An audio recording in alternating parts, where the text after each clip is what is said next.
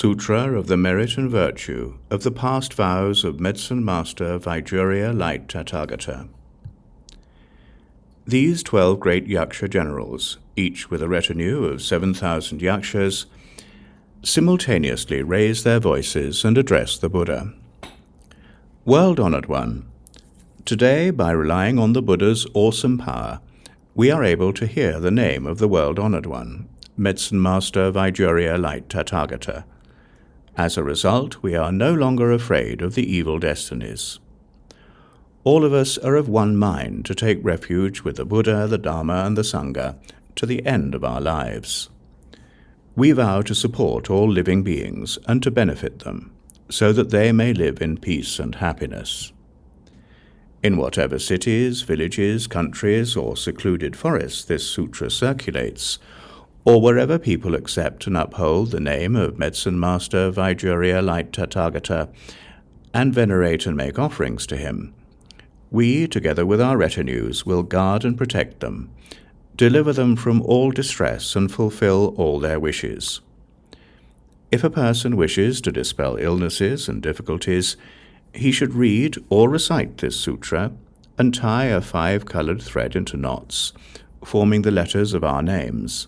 He should untie the knots when his wishes have been fulfilled.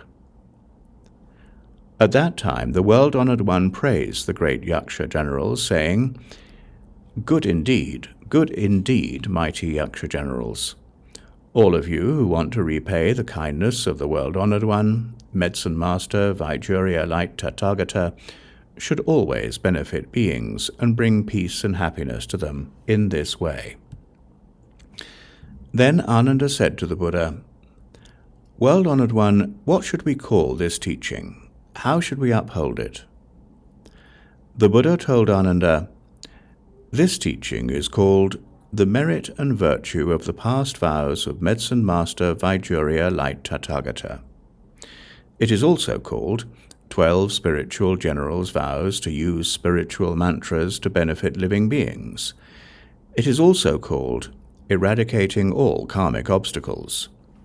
You should uphold it in this way.